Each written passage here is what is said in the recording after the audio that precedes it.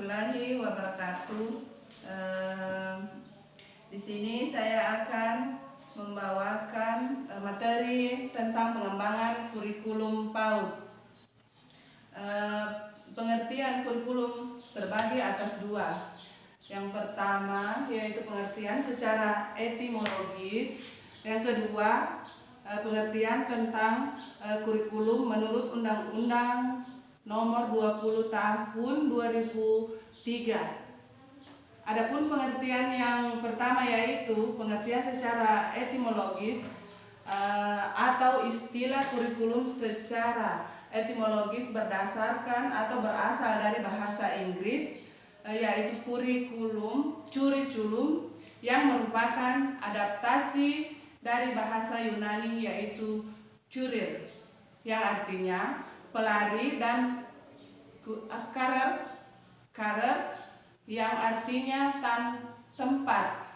Terpacunya pada mulanya istilah ini digunakan untuk olahraga atlet dan maksud jarak yang harus ditempuh oleh seseorang pelari mulai dari start sampai finish. Ya, guna untuk memperoleh medali atau suatu juara atau ingin meraih sesuatu, sehingga hal ini akan digunakan pada saat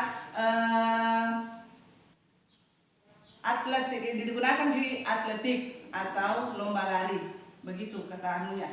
Adapun pengertian kurikulum menurut Undang-Undang Nomor 20 Tahun 2003 adalah seperangkat dan pengaturan yang berkaitan dengan tujuan, isi, bahan ajaran dan cara yang digunakan sebagai pedoman dalam penyelenggaraan kegiatan pembelajaran guna mencapai tujuan pendidikan nasional. Setelah itu, dalam Undang-Undang Nomor 20 Tahun 2003, Pasal 13 ayat 1 dinyatakan bahwa jalur pendidikan terdiri dari 3 jenis pendidikan. Yang pertama, pendidikan formal merupakan pendidikan yang diselenggarakan di sekolah-sekolah atau umumnya, contohnya SD, SMP, contohnya itu SD, SMP, SMA, dan PT, ya, yang itu saja. Yang kedua, pendidikan non formal adalah jalan pendidikan atau jalur pendidikan di luar pendidikan formal yang dapat dilaksanakan secara struktur dan berjenjang, contohnya PAUD dan TK. Itu yang kedua. Terus yang ketiga, pendidikan informal atau informal adalah jalur pendidikan keluarga dan lingkungan. Terbentuk kegiatan belajar secara mandiri dan dilakukan secara dasar dan bertanggung jawab. Contohnya mungkin seperti dalam lingkungan keluarga. Hal ini yang kita terapkan. Oke. Setelah itu pengertian kurikulum secara umum adalah perangkat mata pelajaran yang terdiri atas program studi yang diberikan oleh suatu lembaga atau suatu sekolah tempat kita mengajar atau tempat kita melakukan kegiatan tersebut, atau sistem pendidikan secara terpadu. Kemudian pengertian kurikulum secara filosofinya. Adapun yang dimaksud dengan landasan filosofi dalam pengembangan kurikulum ialah asumsi-asumsi atau rumusan-rumusan yang didapat dari hasil berpikir secara mendalam, atau cara berpikir kita yang sangat dalam atau mendalami hal teori apa dan asumsi-asumsi apa yang akan kita terapkan kepada anak-anak. Kemudian analisis, logis, dan sistematis. dalam hal ini, semua ini kita terapkan di dalam merencanakan pembelajaran. Selain kita merencanakan pembelajaran, mungkin kita bisa melaksanakan juga pembinaan, pengembangan kurikulum dalam bentuk program atau secara tertulis ataupun sesuai dengan inisiatif kita, maupun kurikulum dalam bentuk pelaksanaan operasionalnya di sekolah. Setelah itu komponen-komponen kurikulum ada mencakup berapa macam, yaitu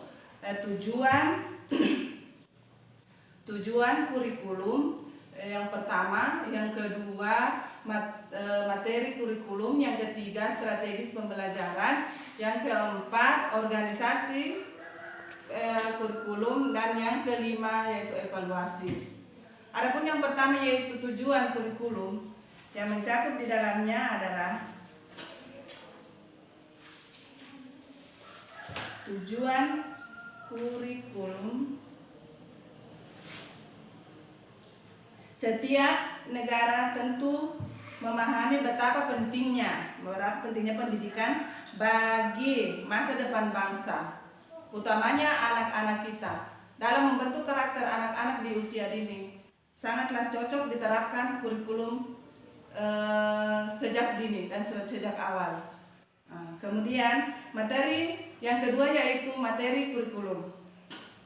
Di dalam kurikulum mengandung materi berupa serangkaian bahan ajar yang akan digunakan dalam kegiatan belajar mengajar demi mencapainya tujuan pendidikan di negara kita atau di negara Indonesia. Berikut ini adalah karakteristik dari materi kurikulum. Yang pertama, materi kurikulum dengan perkembangan siswa dan bermakna bagi mereka. Yang kedua, materi kurikulum merupakan pengetahuan yang dapat diuji kebenarannya secara ilmiah. Yang ketiga, materi kurikulum merupakan cerminan dari kenyataan sosial. Yang keempat, materi kurikulum berisi penunjang tercapainya tujuan dari pendidikan atau keberhasilan kita dalam mendidik seorang anak usia dini hingga ke jenjang SMA. Yang ketiga, yang strategi pembelajaran. Demi mencapainya atau tercapainya pendidikan dalam sistem pembelajaran di sini, tentunya strategi yang akan kita gunakan atau yang kita perlukan adalah strategi tersebut merujuk pada metode atau media yang akan kita gunakan di saat pembelajaran. Yang keempat, organisasi kurikulum. Yang keempat adalah organisasi kurikulum. Munculnya berbagai pandangan menurut para ahli mengenai kurikulum menjadi beragam dalam hal mengorganisasikan kurikulum tersebut, atau keberagaman organisasi tersebut menjadi 6 bagian, yaitu mata pelajaran terpisah. Yang pertama, mata pelajaran terpisah. Yang kedua, mata pelajaran berkorelasi. Yang ketiga, bidang studi. Yang keempat, yang berpusat pada anak, inti masalah, dan program eklektif. Terus yang kelima atau yang terakhir yaitu evaluasi.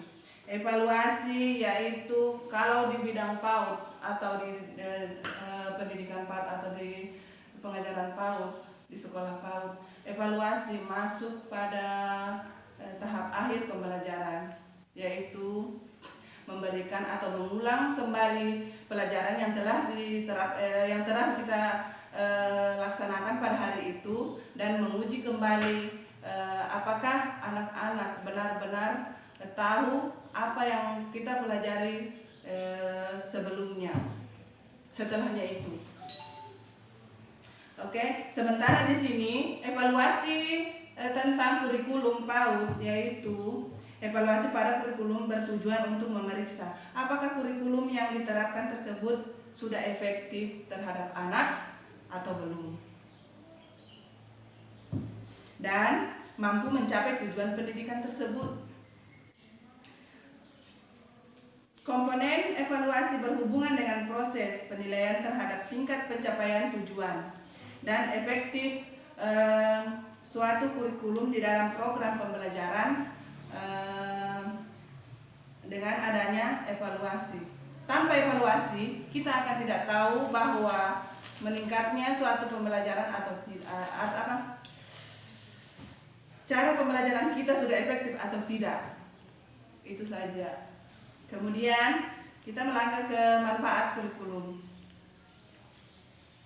Manfaat kurikulum yaitu yang pertama, manfaat kurikulum bagi guru. Yang kedua, manfaat kurikulum bagi sekolah. Yang pertama, beberapa manfaat kurikulum bagi guru. Kurikulum yang dapat dipakai sebagai pedoman untuk merancang pelaksanaan dan mengevaluasi hasil kegiatan dan pembelajaran di sekolah. Berarti di sini kita harus menerapkan pembelajaran, menyediakan sebelum menerapkan pembelajaran tersebut kita harus menyediakan seperti media pembelajaran untuk anak-anak di tingkat TK. Mungkin kalau di SMP atau SMA lebih ke memfokuskan dalam menyediakan materi-materi secara tertulis. Jika di tingkat TK kita harus menyediakan media-media pembelajaran seperti membuat buah-buahan sebelum ke sekolah, begitu. Yang kedua, kurikulum dapat membantu memberi pemahaman kepada tenaga pengajar dalam melaksanakan tugas dan tanggung jawabnya. Di sini mungkin kurikulum yang dapat membantu memberikan pemahaman kepada tenaga kerja dan melaksanakan tugas dan tanggung jawabnya, yaitu mungkin mengacu kepada kepala sekolah atau pembimbing dalam organisasi sekolah tersebut.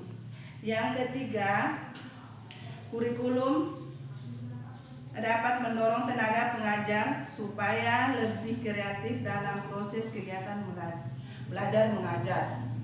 Yang keempat, kurikulum dapat membantu guru dalam menunjang pengajaran agar lebih bermanfaat atau lebih baik. Yang kedua, manfaat kurikulum bagi sekolah. Bagi sekolah yaitu kurikulum memberikan manfaat. Kurikulum dapat mendorong sekolah untuk menyukseskan penyelenggaraan tujuan pendidikan. Yang kedua, kurikulum dapat membuat peluang bagi pihak sekolah untuk mengembangkan metode pendidikan sesuai dengan kebutuhannya. Jadi kita kembali kepada kebutuhan sekolah. Kita akan memunculkan inisiatif atau kreasi-kreasi baru untuk bisa menyesuaikan dengan kebutuhan sekolah yang dibutuhkan sekolah. Ketiga, kurikulum juga dapat digunakan sebagai alat dalam upaya pencapaian tujuan program pendidikan. Terus kita akan masuk kepada struktur kurikulum. Pada struktur kurikulum 2013 pendidikan PAUD anak usia dini merupakan pengorganisasian muatan kurikulum. Kompetensi inti, kompetensi dasar, dan lama belajar. Lama belajar, kompetensi inti maksudnya dalam proses belajar mengajar dalam ruangan. Kompetensi dasar yaitu pembelajaran tema yang akan diterapkan pada anak TK atau tingkat TK. Dan lama belajar adalah waktu pembelajaran dilakukan. Kemudian muatan kurikulum pendidikan anak usia dini berisi program-program pengembangan yang terdiri dari yang pertama, program pengembangan nilai agama dan moral mencakup perwujudan suatu belajar untuk pengembangannya perilaku baik yang sumber dari nilai agama dan moral serta bersumbernya dari kehidupan bermasyarakat dalam konteks bermain. Oke, cukup sekian pada kesempatan hari ini saya membawakan tentang pengembangan kurikulum PAUD. Nama saya Sahruni, PG PAUD, kelas Bombala. Terima kasih. Assalamualaikum warahmatullahi wabarakatuh.